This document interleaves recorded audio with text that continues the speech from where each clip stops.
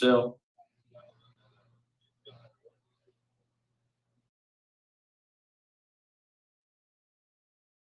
All right, you're on mute. Can you introduce yourself? Can you hear us? Okay, I can hear you. This is Lieutenant Miles, East Baton Rouge. Okay, thanks, Lieutenant.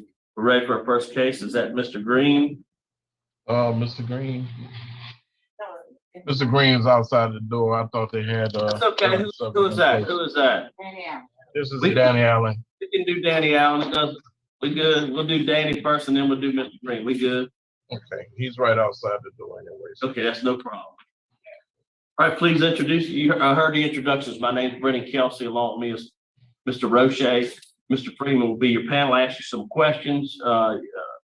This is a parole revocation hearing, so we'll actually read some rule violations. You plead guilty, not guilty, guilty with a statement, or not guilty with a statement.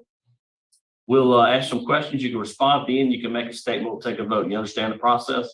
Yes, sir. All right, Danny, introduce yourself and say your DOC number, please. Danny Allen, 729-9861-66 Clayton Drive, Baton Rouge, Louisiana. No, what's your DOC number? 522-868. All right, Danny Allen, DOC number 522-868. Can you read and write, Danny? Yes, sir. Do you have a parole revocation questionnaire in front of you? Yes, sir. Is that your signature at the bottom? Yes, sir. All right, I'll read the charges you plead. You absconded supervision and failed to submit monthly supervision reports for the months of February 2022 and March 2022. How do you plead? You repeat yourself again? You absconded supervision and failed to submit monthly supervision reports for the months of February 2022 and March 2022. How do you plead? I don't understand. It's saying you absconded. Oh, all right. And you didn't turn your monthly reports in. Guilty. You plead guilty? Okay. Number 3, you moved from your approved residence of record 9523 Tracy Avenue, LA 70814 without permission from the office and absconded supervision. You also left the state of Louisiana and went to Texas without permission from the office, as evidenced by your arrest on 2/17/2022 by the Harris County Sheriff's Office. How do you plead? Guilty. Okay. You were involved in criminal activity as evidenced by your arrest on 2/17/2022 by the Harris County Sheriff's Office as a fugitive from the East Baton Rouge Sheriff's Office for home invasion, aggravated assault with a firearm, and simple battery.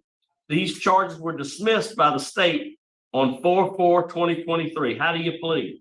Not guilty. Okay. You were again arrested 3/24/2022 by the East Baton Rouge Parish Sheriff's Office for failure to notify law enforcement of change of address. On 5/15/2023, the state of Louisiana dismissed the charge without prejudice. How do you plead? Not guilty. You moved from your residence of record 9523 Tracy Avenue, LA 70814 without permission from the office and absconded supervision, making it impossible for the office to contact you at your residence. How do you plead? Not guilty. You failed to pay supervision fees as evidenced by your arrearage, $1,078. How do you plead? When I was out there, I was paying my fees. I was paying out my fees out there, but when I come to jail, they say you owe $1,000. You've been in jail for how long? A couple months? I've been in jail like 16 months and a half. When I came to jail, when I come to jail, I had owed $100. I had over $100. Since I've been in jail, it went up. Okay, sir. Okay. Since I've been in jail, it went up. I had owed $100. That's it. So you've been in jail for 16 months? Yes, sir. Special conditions. You failed to attend required sex offender treatment. How do you plead? Not guilty. Because I signed up for it. I signed up for it. Only thing that happened when I got my address, I come take the address to them on Plank Road, but they had put a warrant out for my wrist to like yesterday. But I'm not knowing that I'm supposed to come in 2 days to change the address. So when I brought my lease up to them, they wanted to about to change the address till they see they had outstanding warrant. You heard? So they take me in custody, but they Yeah, I heard. had my newspapers and everything. I got you. Well, I got the problem with the fact that you went to Texas. I mean, you absconded. I mean, you left the state. What's that about? I had live on. I had went to my auntie house here, but I'm not knowing that. I asked my parole officer. I asked him. You heard? He I got you. huh? Yeah, I got you. I heard you. Yeah, I asked my parole officer. He ain't saying that. You heard? He like, man, just come back. He like, just come back. But by me out there get caught up out there, you know, by me just with a warrant out there on my wrist, I'm not knowing. Right. All right. Well, you know the rules are you can't leave the state. You can't leave your state. You have to have an approved residence. You got to be at your residence. You can't leave the state. I don't have any other comments. Would you like to make a statement on your behalf? Yeah, yes, sir. I'm in jail bad. I'm in jail for something I ain't do. Yeah, but when I went to court, you heard me, the person that lied on me about the charges, she was on the Florence. I'm not knowing that she was on the Florence till she came to the court and with me to the judge that she was on the Florence. So that's why they dismissed all the charges. You heard? They asked me what I want to do, like try to press charge against her on some false charges. I told them no. You heard? So they wanted to dismiss my charges and told her, you heard, told her that she can't be doing it because there's a charge on her. And she said she's sorry to the court and sorry to me. All right. I don't have any further questions. Panel prepared to vote? Yes. Oh, I hear what you're saying. You sound like you need to take some classes and get some work done because you absconded and went to Texas, and that's just not acceptable. I find you guilty to 2 and 3. You do have the money. I understand you have the money issue because you're in jail, but you need to, the failure to attend sex offender treatment is a problem for me too. So I find you guilty 2, 3, and 13. My vote is to revoke. Mr. Roche? Mr. Allen, I find you guilty of violating conditions number 2, 3, and 13 of the supervision contract. Therefore, I'm going to revoke your supervision. Mr. Freeman? I concur. I have 3 votes to revoke today. Your parole's been revoked. Get some classes and get that taken care of. Yes, sir.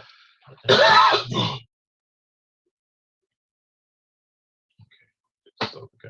Unfortunately,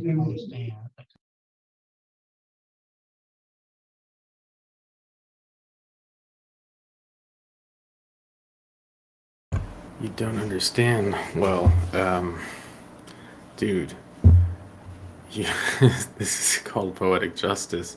We could do another hearing after this because this was a short one. But, I mean, come on, man. You didn't register.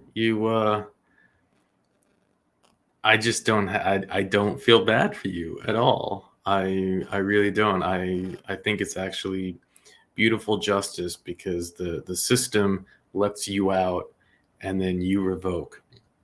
So you couldn't even take advantage of the lenient sentences that they give, the worst of us, our society. I can't find his records anywhere. I can't find him anywhere. He's not registered. It's dangerous. He doesn't show up on the registry. When you search him, nothing comes up. And I like the way Kelsey handles these things. He's just like, yeah, I hear you. He's got like this. He has this kind of attitude about him that that I find to be quite funny. And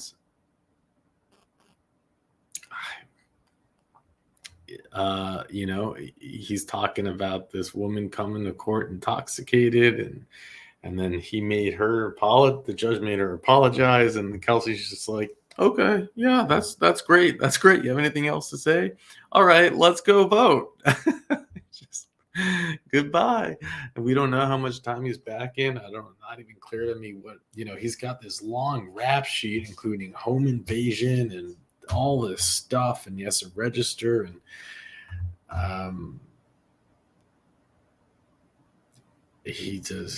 happy that he's not in society. I think that a lot of us can be. Now, here's another parole revocation hearing that is quite an interesting one, actually. But let's go jump into this one.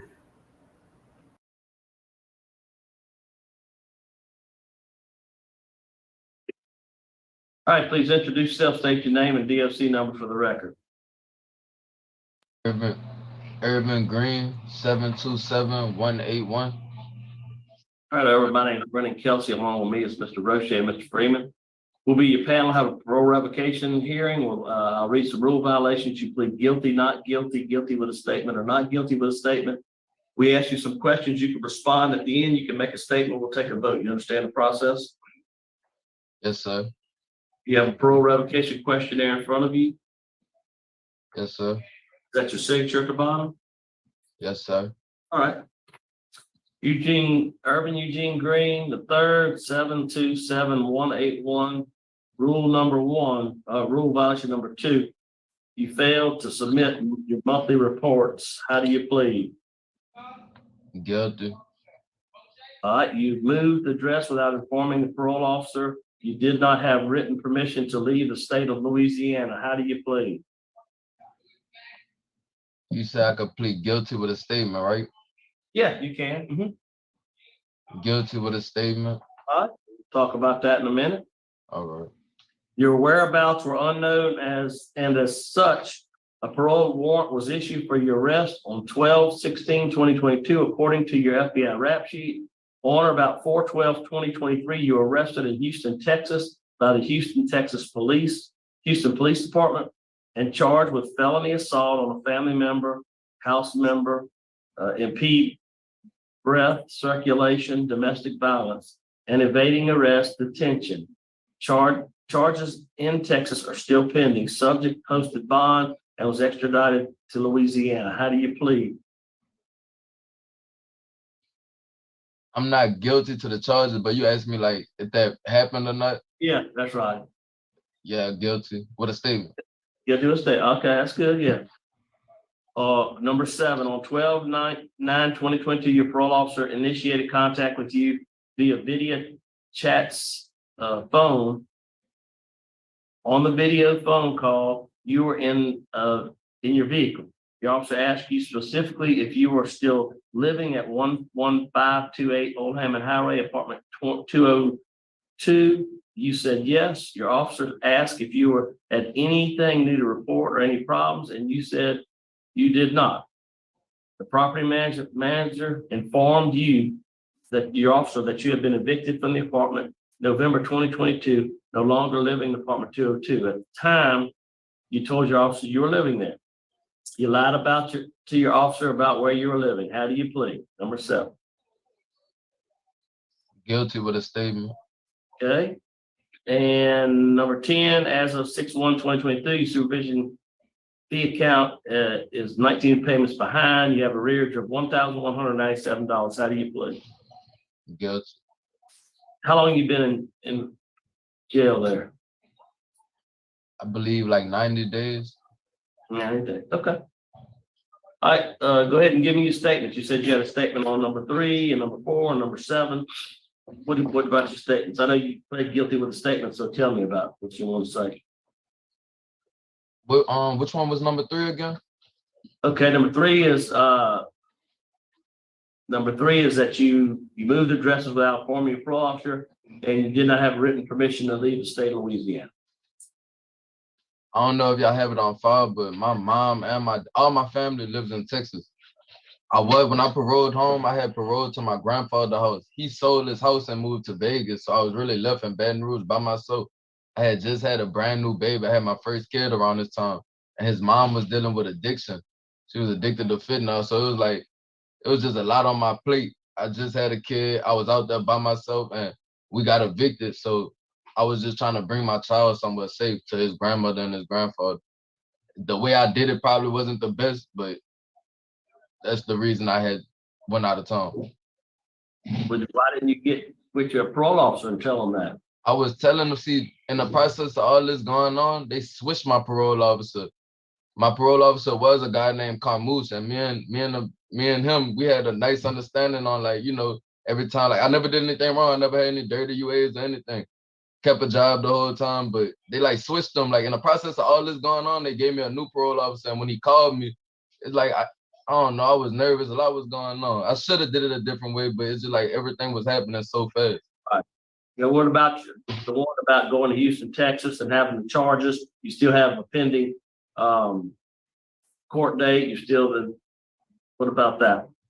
On that case, I believe that case gonna get dismissed because I literally was just defending myself. And then the police reporter says that. But the charge is still pending there, so we're kind of in the Right, dynamic. 'cause Then the other one is, again, you left your, you're on a video phone chat, you said you were there and they really had found out that you had been evicted, so what's that about? I didn't know where I was going or where I was going to really be at the time. I didn't have a plan. I didn't know what to tell them. I got it. Okay. Would you like to make a statement on your behalf? I would just like to ask for another chance. Like, I wasn't getting in trouble. I kept a job. I had started my own business. I got a little boy. He turned 1 yesterday. I just want to be there for him, man. I know what I did wrong and I take full responsibility, but I know for sure that it wouldn't be a problem again if I go back out there, because now my kid and my girl are safe. They with my mom. I have no reason to do anything crazy. She's not doing drugs anymore. I don't, I'm just ready to go live life. I Where made your mama mistakes. live? Say it again. She lives Where in your mama- Texas. She lives in Missouri City, Texas, and my dad lives in Houston. That's why I said I was here alone. I was out here by myself.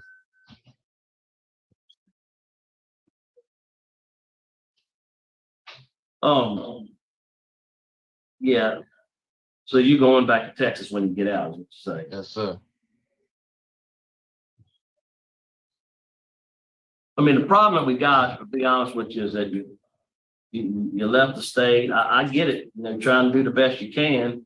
There's something you need to get with your parole officer and handle. You also have these charges still pending. So we're kind of at a loss. We kind of, there's not a whole lot we can do. You need to get these resolved, these issues. So I keep doing what you're doing, try to stay out of trouble. Hopefully these charges will get resolved, and then you can, at that point you maybe can parole out. But because of the don't executive session, we got a motion for executive session. Second.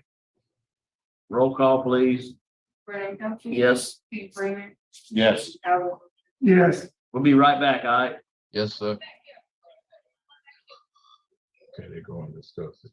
When they do an executive session, they go and discuss it. It means that somebody must be thinking about Give me a giving try. you a chance. But I'm not gonna give you your hopes up because, they could come back and say, well, no, because you left. Without letting them know. I can't tell you what they're gonna do, but, just pray about it. See, hopefully it'll work out.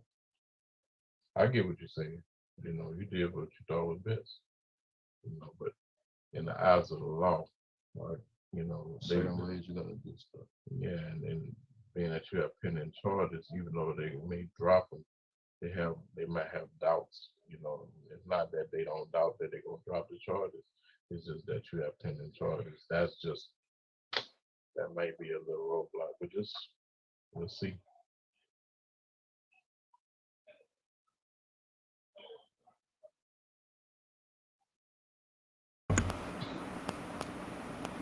Well, that prison guard just unpacked it for us. That was really touching to see, man.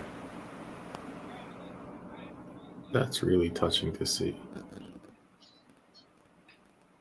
So many times we hear about, he really cares, man. And he said it exactly. Oh, I hear something with my mic. Why?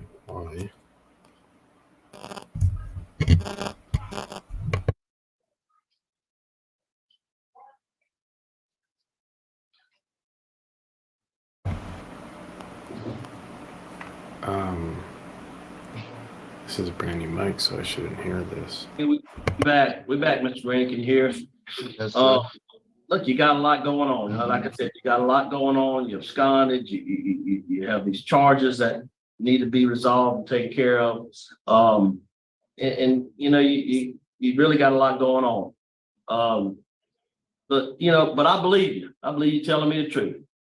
A lot of people don't tell me the truth, but I believe you're telling me the truth. But there's nothing I can do with you here in Louisiana. So what I'm going to do is in lieu of revocation, you need to get an interstate compact. You need to get it all complete and done to go home to Texas. I'm not gonna let you out and then you get it. You gotta get it so you're gonna stay incarcerated until you get all your interstate compact completed, taken care of, and then go home to Texas. Yes, sir. And then you'll be on supervision, you'll continue supervision. So however long that takes, that's how long you'll be there before you can get Yes. back home. So don't be hanging out in Louisiana, go straight back to Texas and you need to get those charges resolved too. I mean, that's because, you'll go right back in jail if you're guilty of those. Right. But that's my vote for today. Mr. Roche? Thank you, Mr. Kelly. So my vote is to, in lieu of revocation, you have to get an approved interstate compact to the state of Texas. And once that compact is approved, you must leave that particular facility and go straight to the state of Texas. Yes, sir. You understand? Yes, sir. Mr. Freeman? Okay, I concur with them, Mr. Green. We need to get in touch with your probation officer so they can come get that paperwork started to get you to Texas. They may be able to start it right there in the parish prison, but if not, probation and parole will do it. Okay? Yes, sir. Thank y'all so much. You have three votes in lieu of revocation. You got to get that taken care of before you can go. I You got you. understand? Thank y'all so much. God Good bless luck. y'all. You need to take care of your son. You need to do right. Now you got opportunity. When we see you back, you're gonna be in for a long time. Right. I'm a prove you guys right. I'm gonna do it right this time. I All promise. right, good luck. Good luck to you. Thank y'all. Three votes in lieu of revocation. And we adjourn here. We got one more in East Baton Rouge. We'll adjourn at 9 a.m. Thursday, July 20th. Thank y'all. All right.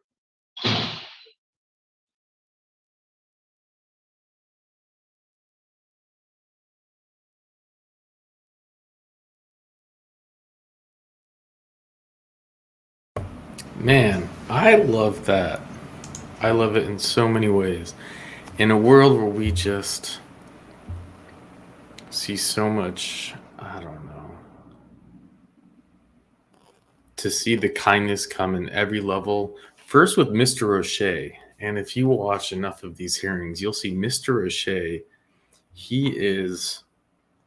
He's the victim's advocate. He is strict. He doesn't let anything get by him. But I think that he's the majority of the time fair. And in this situation, Kelsey was about to just shut the thing down, and he touched him by the arm and said, "Let's have an executive session." And he let him free. They sat, they huddled, they spoke about it, and they said, "You know what? In this situation, let's believe what he's saying." And what he's saying is that his whole family left Louisiana. He was evicted from his home. He had an infant child. His girlfriend has a serious, the narcotics problem, trying to be YouTube friendly. I don't know what I can say anymore. And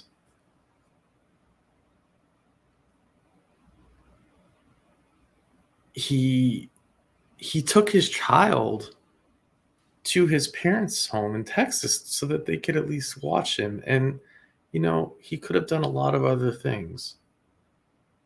And the bottom line is that he put his child in the best situation for the child. And because of that, I think it was the right thing to do. He also explained he had a good relationship with his parole officer. He felt comfortable. All of a sudden, he gets this call from a parole officer that he has no relationship with, doesn't know. He panicked. He just said no, and then he got hooked back up, and just to punish him for that, I think they're doing the right thing. And it was so heartwarming to hear the guard talk it out with him. And let's keep in mind, he's got those tattoos. It's so easy to be judgmental in this orange jumpsuit with this, I don't know what that is. and on his neck, and but they weren't. I saw kindness and compassion, and I thought that the kindness and compassion was deserved because he did right by his baby, and I believe him too. And I'm really happy about this. I'd love to hear your thoughts as always. But with that, I'll let you go.